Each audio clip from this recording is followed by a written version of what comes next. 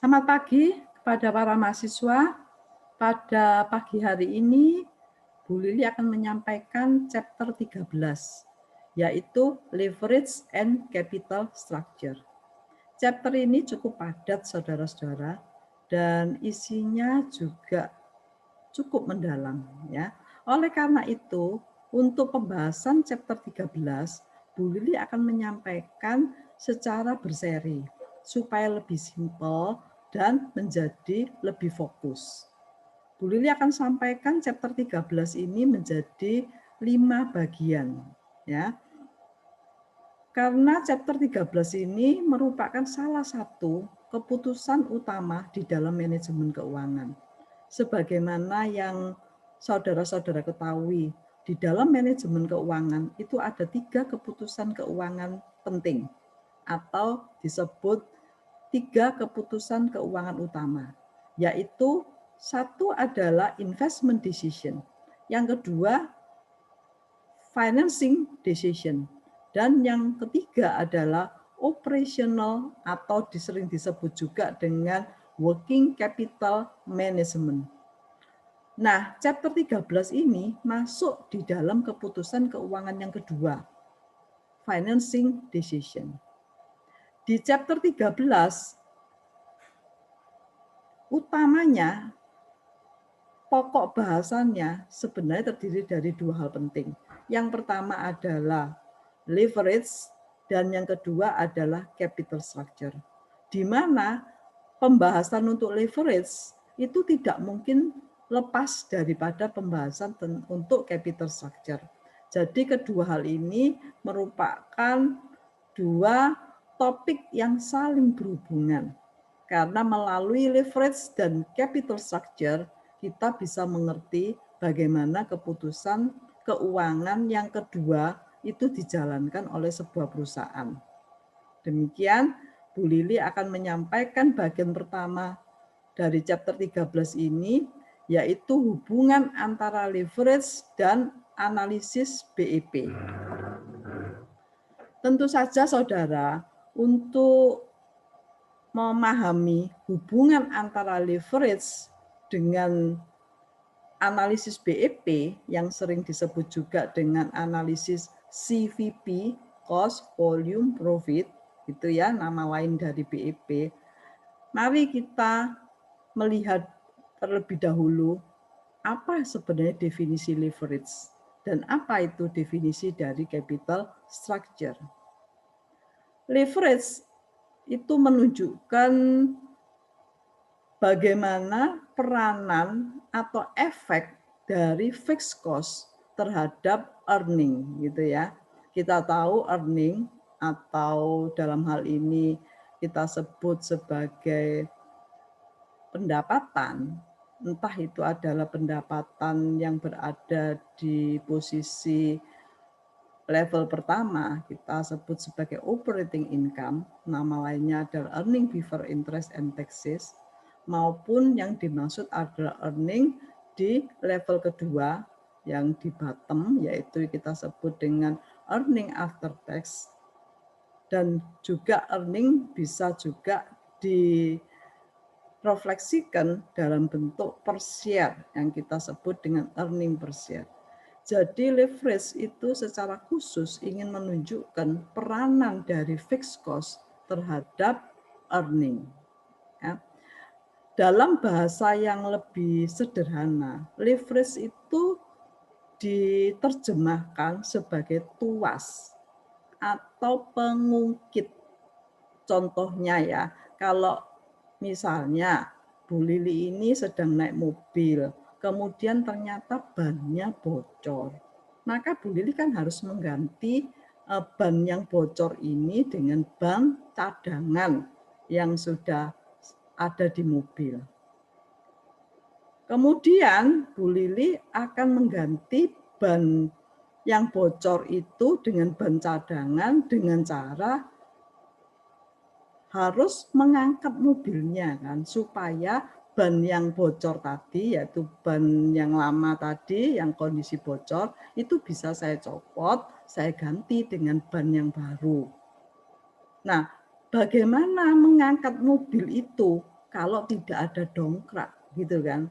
Dengan tentu dibutuhkan usaha yang sangat besar, saudara.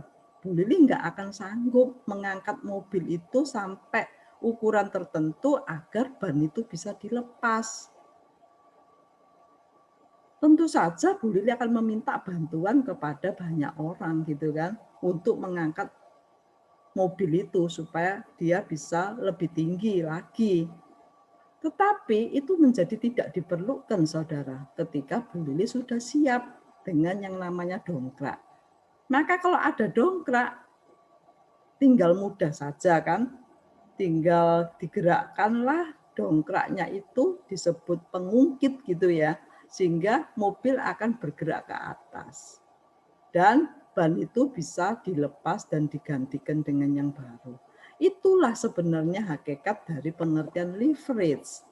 Jadi dengan usaha yang minimal, dengan upaya yang lebih sederhana, lebih simpel, tetapi bisa mendapatkan impact yang besar.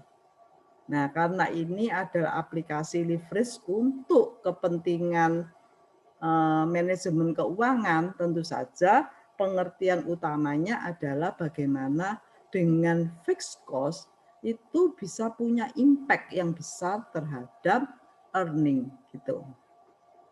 Sementara capital structure itu definisinya adalah merupakan kombinasi atau gabungan atau percampuran dari long term debt terhadap equity.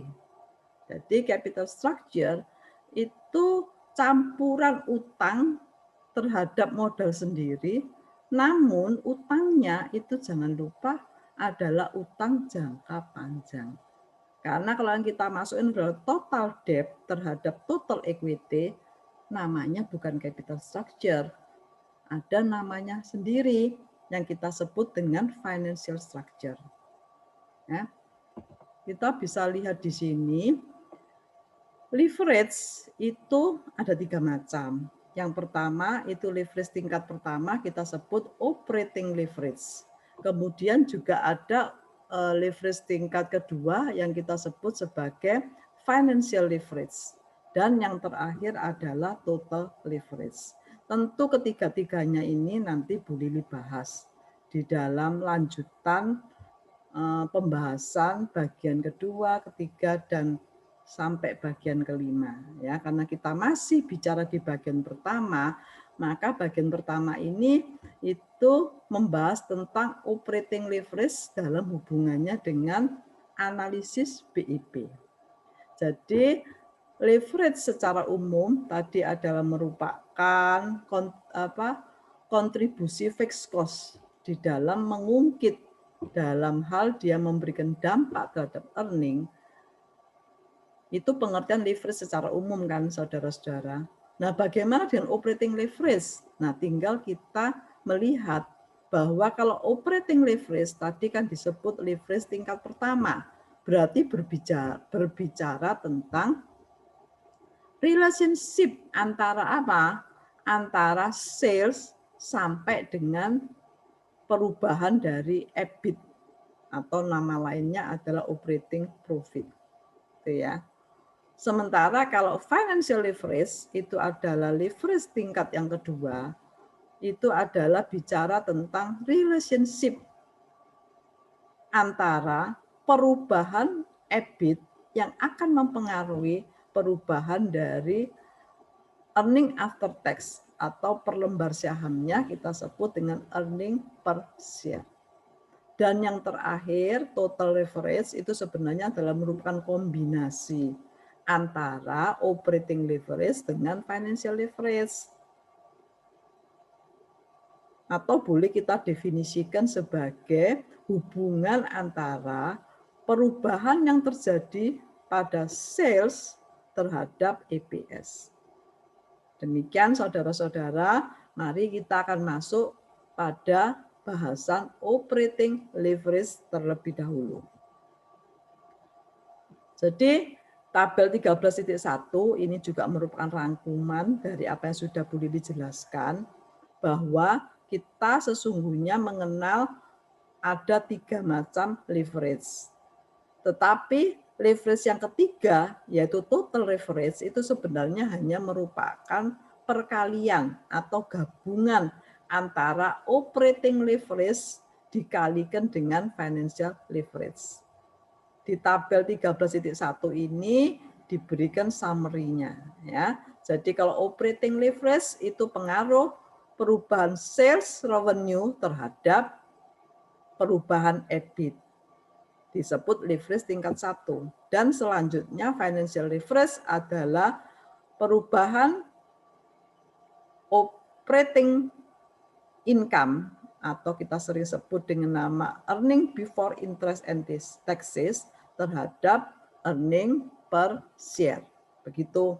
Dan total leverage-nya hanya merupakan gabungan antara operating leverage dengan financial leverage atau perkalian dari operating leverage kalikan financial leverage atau pengaruh dari sales revenue terhadap earning per share. Seperti yang tadi Bu Lili jelaskan bahwa pada bagian pertama ini Bu Lili akan menyampaikan bagaimana relationship antara operating leverage dengan break-even analysis. Break-even analysis itu sendiri merupakan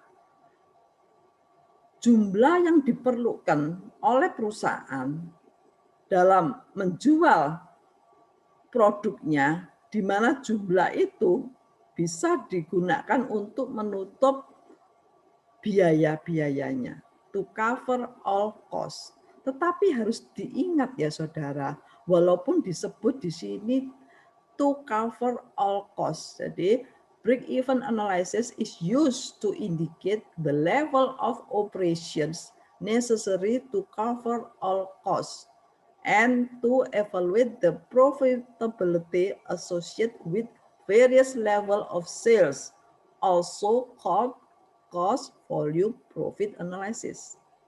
Seperti yang tadi Bu Lili sampaikan bahwa break-even analysis itu disebut juga dengan cost volume profit analysis. Begitu ya saudara.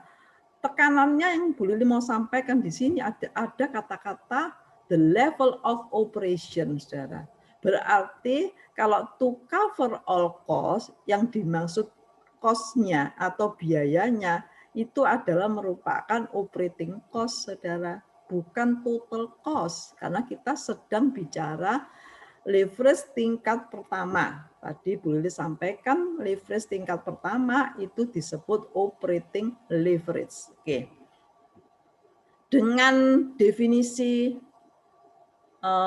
break-even analysis itu bisa dipahami bahwa ketika perusahaan itu mencapai titik BEP-nya, titik impasnya, konsekuensinya EBIT itu akan sama dengan 0. Gitu ya. Kita lanjutkan di tabel 13.2 itu juga menjadi lebih jernih.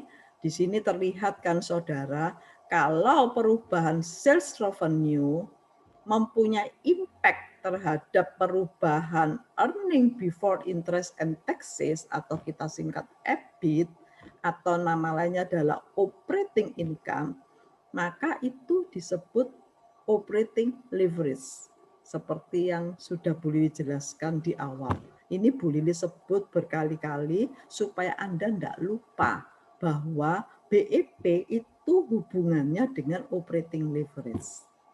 Maka ketika tercapai titik BEP, EBIT itu akan sama dengan 0. Ini sama dengan 0. Berarti biaya apa yang harus ditutupi atau yang akan dibayarkan sudah terbayar ketika perusahaan itu mencapai titik impasnya, ya dua biaya ini saudara, yaitu fixed operating cost dan variable operating cost, di mana kedua biaya ini adalah merupakan operating cost. Dengan demikian, maka saudara-saudara bisa mengerti bahwa formula yang akan digunakan untuk menemukan titik impas dari perusahaan itu adalah secara kuantitas sederhana saja, saudara. Ya, jadi secara kuantitas atau volume atau jumlah yang diperlukan dalam unit agar bisa menutup semua operating cost-nya adalah Q sama dengan fixed cost dibagi price per unit dikurangi variable cost per unit. Di mana angka price dikurangi variable cost per unit atau angka penyebut ini sering disebut juga dengan istilah contribution margin. Ya, saudara. Kalau nanti diinginkan untuk mengetahui titik impasnya yang tidak hanya diekspresikan dalam bentuk quantity, tapi diinginkan untuk diketahui dalam bentuk mata uang atau sales revenue-nya, tentu menjadi mudah, saudara. Ketika Anda sudah menemukan kuantitinya dan diinginkan untuk memperoleh nilai sales revenue-nya, tinggal angka quantity ini kita kalikan dengan price per unit, maka itu sudah merupakan titik impas atau BEP perusahaan yang diekspresikan dalam currency atau sales revenue.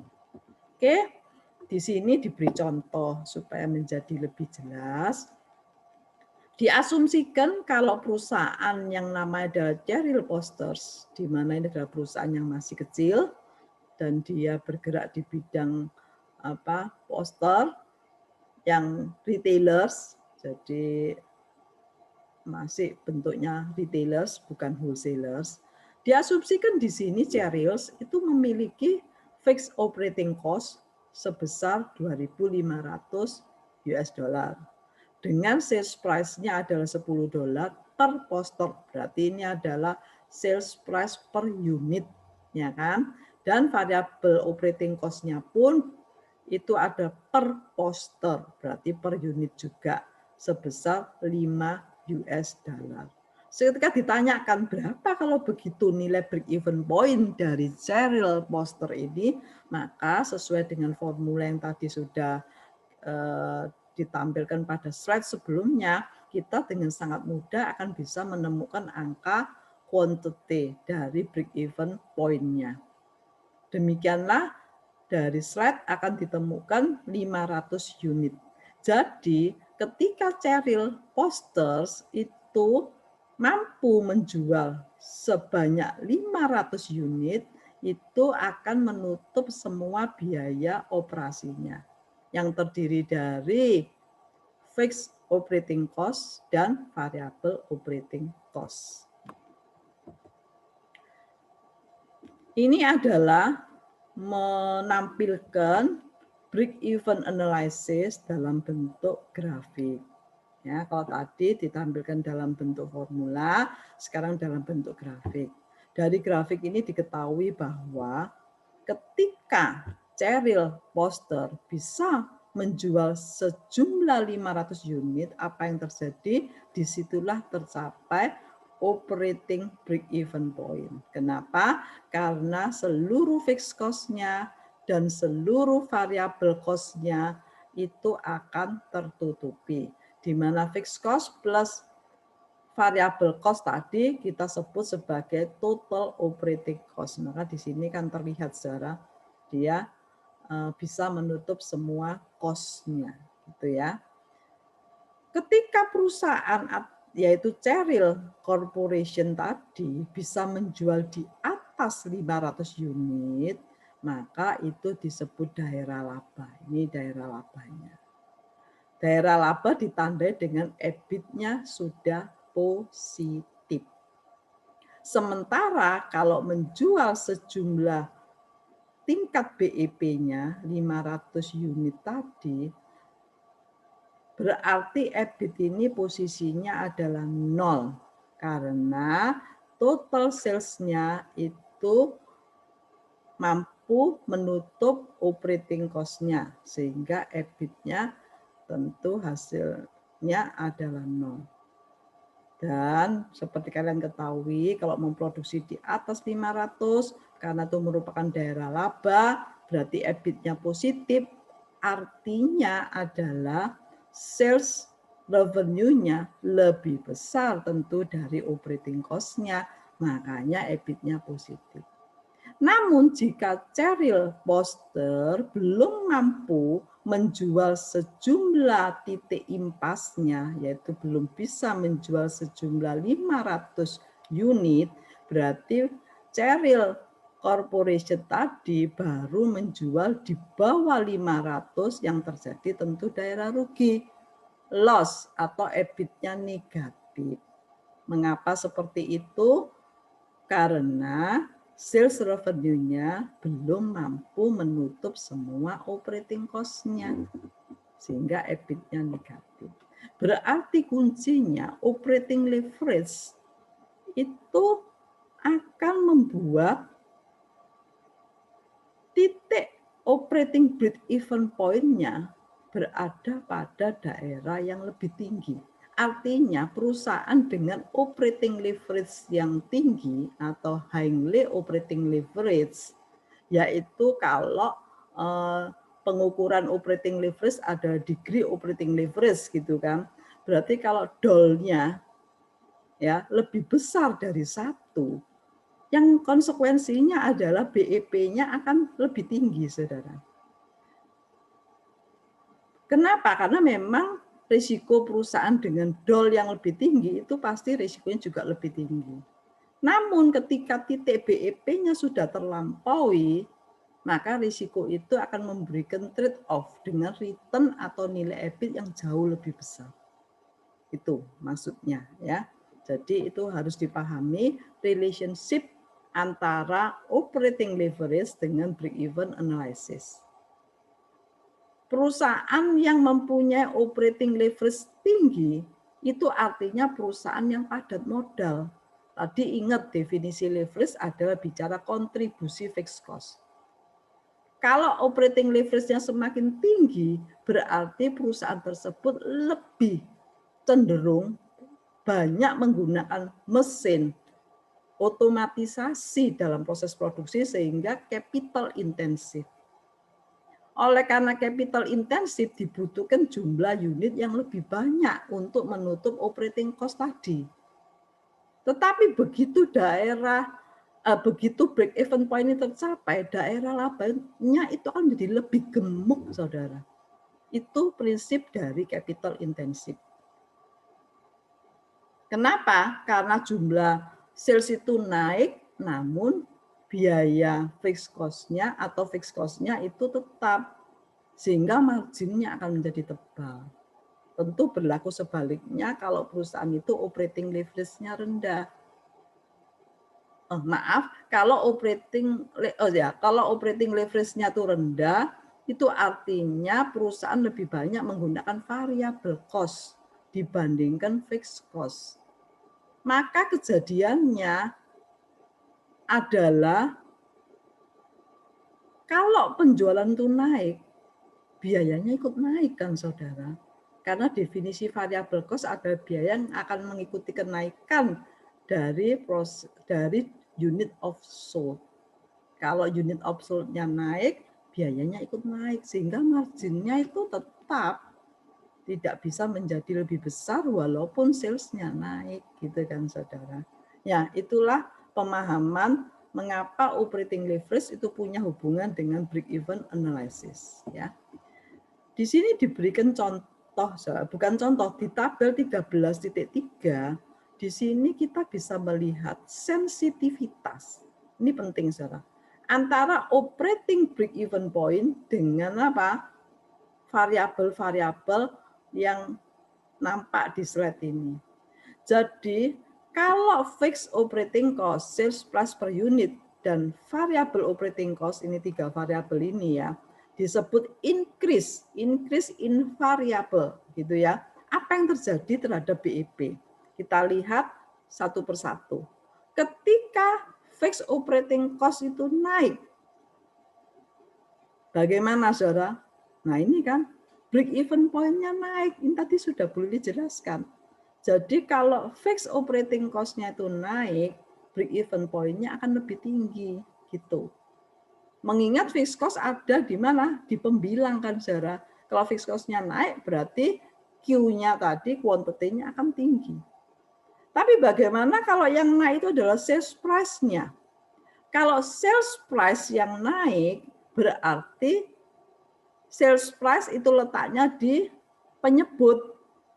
Kalau sales price naik, penyebutnya menjadi lebih besar, maka Q tadi akan turun. Nah, itu tadi akan turun. Dan bagaimana kalau variabel cost-nya yang naik? Kalau variabel cost yang naik, berarti apa, saudara? Contribution margin-nya akan menjadi semakin kecil. Gitu kan? Karena price diasumsikan tetap dan variabel cost-nya naik, berarti angka penyebutnya akan semakin kecil. Dampaknya Q itu juga akan naik. Quantity of sold-nya juga akan tinggi. Nah, itu saudara.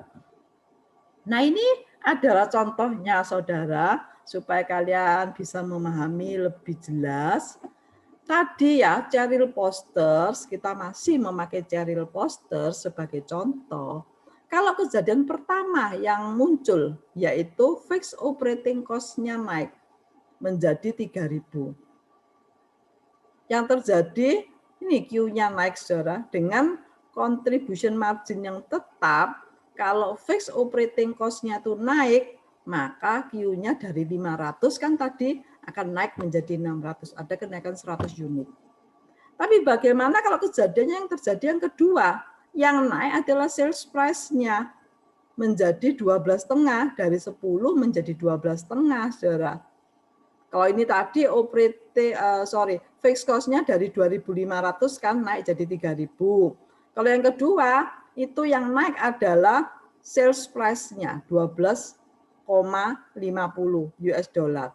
Yang terjadi turun kan saudara Q-nya, lebih mudah tercapai angka break even-nya karena lebih rendah, yaitu 333,33 unit dari 500 turun menjadi 333.